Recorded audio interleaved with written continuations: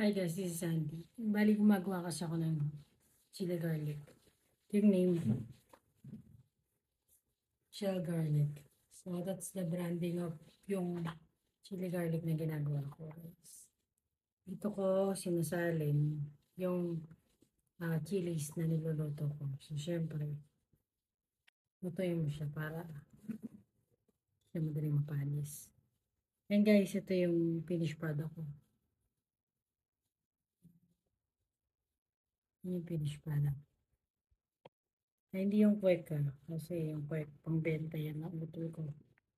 So guys, titikim ako sa tinda ko. Siyempre, kailangan malinis tayo. No? Hindi pwedeng susubo mo tapos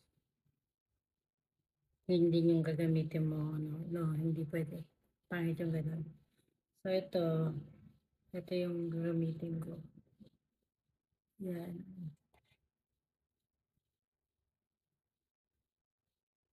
Ito guys, lagay ko siya dito. Yan. Tapos, baba ko yung ibang kutsara naman gagamitin ko. Ito. Hindi natin.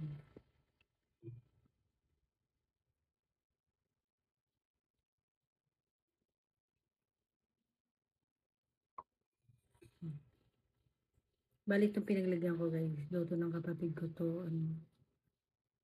Spanish sardines ata to. Miswa na may Spanish sardines.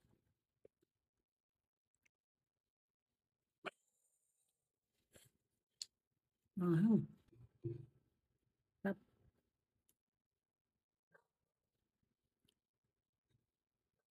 So guys, meron ako sa page ko kung step by step kung paano ko ginawa itong chili garlic. Ngayon guys, yung mga bote ko, sa Divisoria ko to binibili. So this is 120 ml. Yan. Tapos may pang seal to. So isi-seal mo. Tapos lalabelan mo siya. Ako rin yung gumagawa nun. Meron kaming page, chili garlic page. So, medyo busy kasi. Kaya ngayon lang ulit ako nakagawa ng pang-order. So, yun.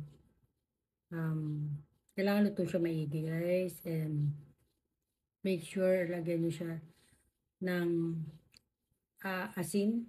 Kasi para pag medyo maalat kasi. Hindi naman maalat na maalat kasi masama yun. Basta timplahan nyo. Okay na yung lasa ng pagiging yung alat niya. Yun kasi nakakapagpatagal ng buhay ng pagkain.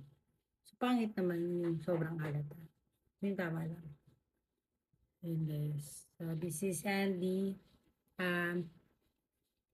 Meron din akong YouTube channel, Andy Reyes.